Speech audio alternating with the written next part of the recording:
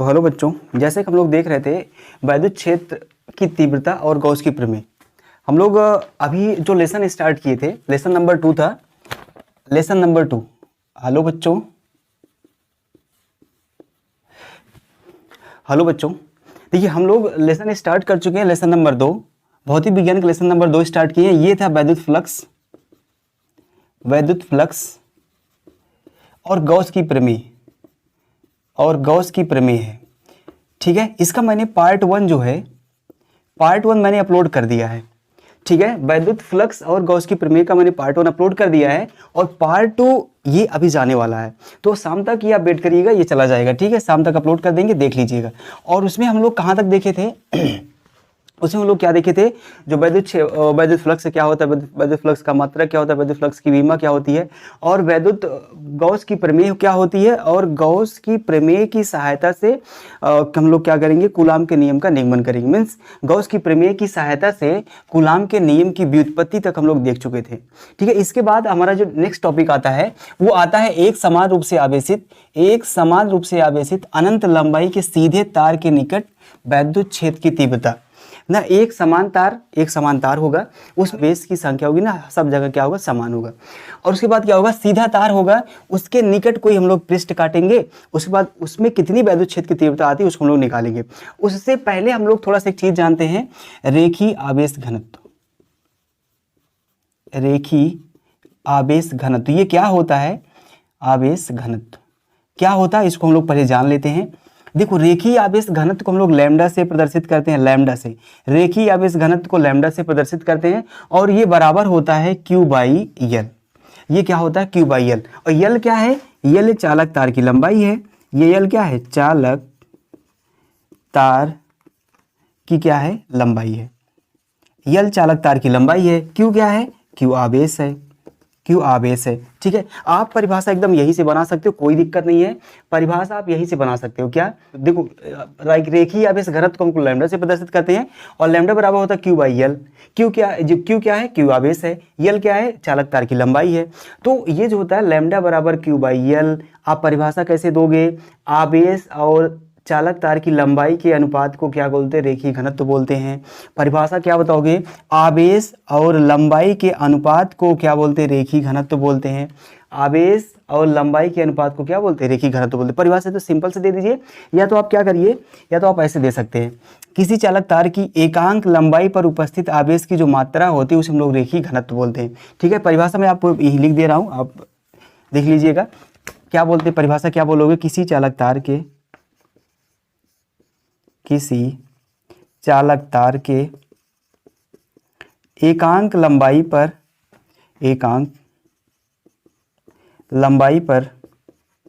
उपस्थित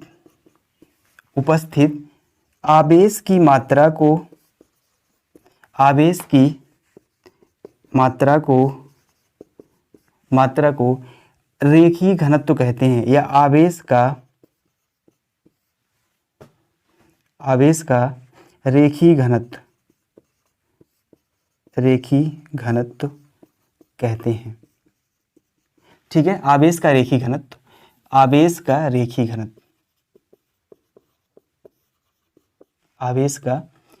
घनत्व।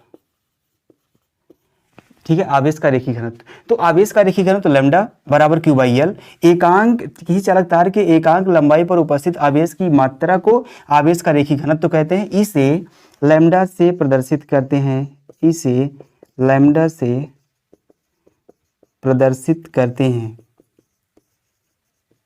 इसे लैम्डा से प्रदर्शित करते हैं। और लैम्डा बराबर आप फॉर्मूला दी, अर्थात लैम्डा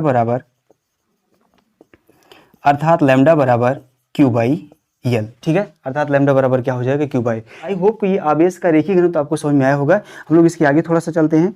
अब इसमें हम आपको ये बताएंगे कि इस आवेश का रेखीय घनत्व का मात्रक क्या होता है और विमा क्या होती है। ठीक, नेक्स्ट हम लोग इसमें बताएंगे आवेश का मात्रक। देखिएगा यहाँ से, तो ये लैम्डा का मात्रक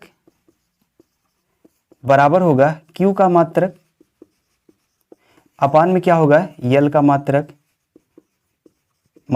तो यहां बताओ Q का मात्रक क्या होता है, कूलम। यल का मात्रक क्या होता है, मीटर। तो इसका जो मात्रक हो जाएगा क्या हो जाएगा, कूलम प्रति मीटर, मतलब कि जो लैम्डा का मात्रक है वो कूलाम प्रति क्या हो गया, मीटर हो गया।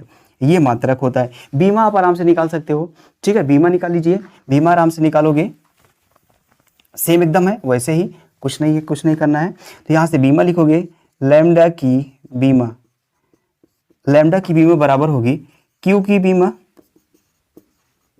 क्यू की बीमा अपान में यल की बीमा, यल की बीमा।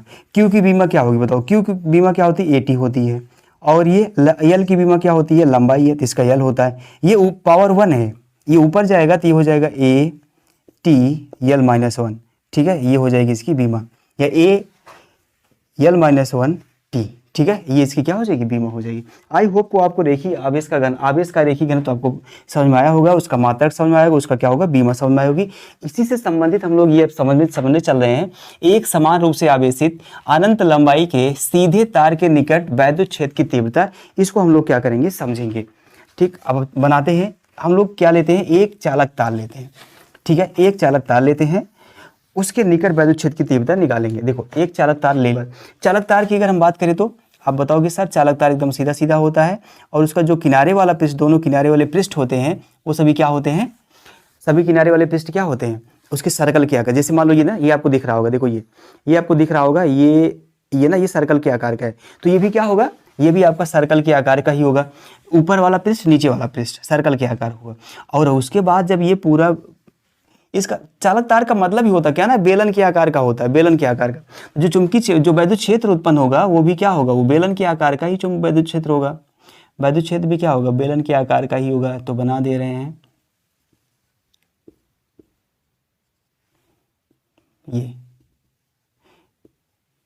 ये मान ले रहे हैं कि ये वैद्युत क्षेत्र है, ठीक है। अब ये चालक तार जो है एक समान रूप से आवेशित है, एक समान रूप से आवेशित है, और उसको जो आवेश है वो क्या है, +q है। सब जगह अब क्या है, समान आवेश है। तो इससे इस चालक तार से r दूरी पर, इस चालक तार से r दूरी पर एक छोटा सा पृष्ठ खंड जो है, एक छोटा सा खंड हम लोग क्या कर रहे हैं, डी ए काट ले रहे हैं, ठीक है। और इस जो यहाँ पर ये जो r दूरी पर एक जो बिंदु P है, ये जो बिंदु P है उस पर वैद्युत क्षेत्र की तीव्रता क्या है, E है। बात को समझ लीजिएगा, इस चालक तार से r दूरी पर एक बिंदु P है जिस पर वैद्युत क्षेत्र की तीव्रता क्या है, E है, वही हमें क्या करना, निकालना है। फिर से समझिएगा, इसको फिर से समझ लो। एक क्या है, सीधा अनंत लंबाई का चालक तार है, और ये अब तार है तो इसके ऊपर और नीचे वाले पृष्ठ क्या होंगे, सर्कल के आकार होंगे, मतलब गोल नहीं, गोल अलग होता है, सर्कल अलग होता है। तो ये सर्कल के आकार का होगा, तो जो चुंबकीय क्षेत्र होगा वो भी क्या होगा, सर्कल के आकार में ही आएगा। तो इस चुंबकीय क्षेत्र से एक क्या कर देंगे, एक पृष्ठ जो है, एक खंड जो है डीए काट ले रहे हैं, और आर दूरी पर एक क्या है, बिंदु पी है जिस पर हमें वैद्युत क्षेत्र की तीव्रता ज्ञात करना, हम इसको लिख दे रहे हैं, ठीक है। इस स्क्रीन पे आ जाएगा, आप क्या करिए उसको लिख लीजिएगा। अब हम लोग क्या करेंगे, इस पर हमें क्या करना, वैद्युत क्षेत्र की तीव्रता निकालना है, किस पर, बिंदु पी पर। हम लोग जानते हैं कि जो वैद्युत फ्लक्स होता है, तो हम लोग इसमें लिखेंगे अति सूक्ष्म खंड डीए से गुजरने वाला वैद्युत फ्लक्स, गुजरने वाला वैद्युत फ्लक्स। अच्छा ये बताओ, अगर ये पृष्ठ वही बहुत छोटा है, अगर पृष्ठ ही ये बहुत छोटा है तो क्या होगा, वैद्युत फ्लक्स भी बहुत कम जाएगा, मीन्स वैद्युत बल रेखाएं भी बहुत कम जाएंगी।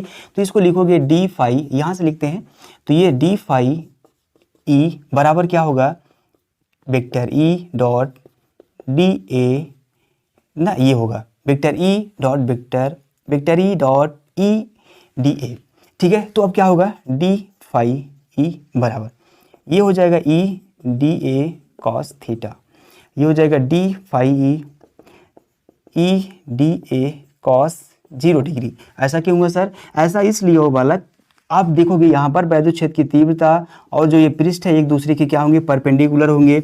परपेंडिकुलर की स्थिति में क्या हो, थीटा बराबर क्या होता है, परपेंडिकुलर की स्थिति में थीटा बराबर 0 डिग्री होता है। और यहाँ पे 0 रखोगे तो ये हो जाएगा डी फाई ई बराबर ई डी ए क्या होगा, ई डी ए मिलेगा। अब अतः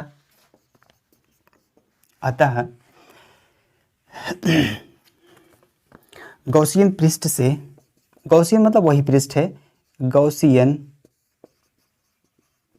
पृष्ठ से गुजरने वाला